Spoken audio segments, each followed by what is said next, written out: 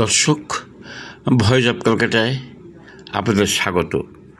দর্শক, এই পর্বে দেখবেন গত 5 আগস্টের পর থেকে বাংলাদেশে ইউনূস ও তার জঙ্গি বাহিনীর নেতৃত্বে জাতির পিতা বঙ্গবন্ধুর সহ বাঙালি মনীষীদের কলঙ্কিত করার ঘৃণ্য চক্রান্ত তথা বাঙালির হাজার বছরের লালিত সংস্কৃতি ঐতিহ্যকে অব্যাহত আঘাত হেনে চলছে জঙ্গি বাহিনী।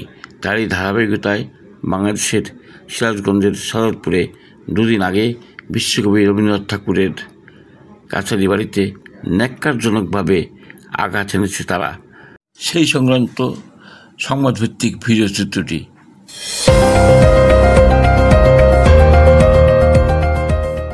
সুপ্রিয় দর্শক, আপনারা দেখছেন ভয়েস অফ ক্যালকাটার পরিবেশনা। বিশ্বকবির স্মৃতি বিজড়িত কাছারি বাড়ি আজ ইতিহাস নয়, রাজনৈতিক সহিংসতার সাক্ষী।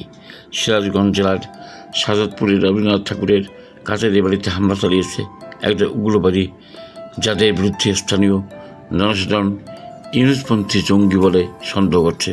এই হামলায় নষ্ট হয়েছে বহু ঐতিহাসিক স্মৃতিচিহ্ন, ক্ষতিগ্রস্ত হয়েছে ভেতরের সংগ্রহশালা ও ব্যবহৃত আসবাবপত্র। সূত্র বলছে, রবিবার গভীর রাতে একটি সংগঠিত দল কাছারি বাড়ির প্রাচীন কাঠামোতে হামলা চালায়, ভেঙে ফেলে প্রাচীন দরজা, জানলা ও মিউজিয়ামের বেশ কিছু প্রদর্শনী। পুলিশ এখন পর্যন্ত 6 জনকে আটক করেছে। স্থানীয় মানুষজনের মধ্যে ক্ষোভ ও উদ্বেগ ছড়িয়ে পড়েছে। রবীন্দ্রভক্ত অনুরাগীদের দাবি, এই হামলার পেছনে রয়েছে বিতর্কিত মোল্লা ইউনূসের সমর্থিত কিছু চরমপন্থী গোষ্ঠী। যদিও ইউনূসের পক্ষ থেকে এ বিষয়ে এখনও তেমন কোনো প্রতিক্রিয়া আসেনি। এ ব্যাপারে ভারতের পত্রিকা রবীন্দ্রনাথ ঠাকুর দুই বাংলার সংস্কৃতির মিলনবিন্দু, তাই এই ঘটনার তীব্র প্রতিক্রিয়া দেখা দিয়েছে ভারতবাসীর মনে।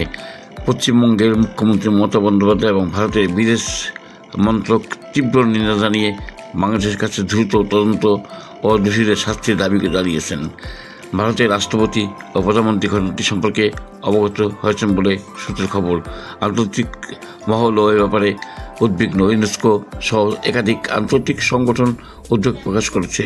জাতিসংঘের সংস্কৃতি বিষয়ক সংস্থা এই ঘটনার পূর্ণ তদন্ত দাবি করেছে।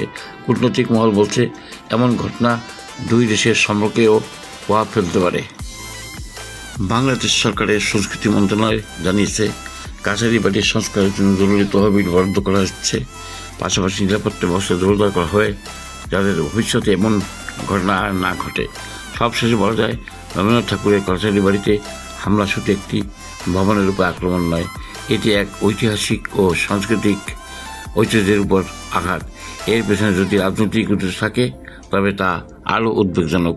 ভারতের তীব্র প্রতিক্রিয়া, আন্তর্জাতিক মহলের চাপ এবং দেশের মানুষের আবেগ সব মিলিয়ে এই ঘটনা নিঃসন্দেহে বাংলাদেশের বর্তমান পরিস্থিতিকে আলোচনায় কেন্দ্রে নিয়ে এসেছে। তবে এই ঘটনার দায় এড়ানোর জন্য দোষপত্র সাপে গেছে সরকার।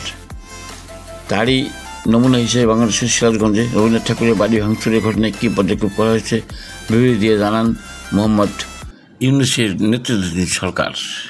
Voice of Calcutta.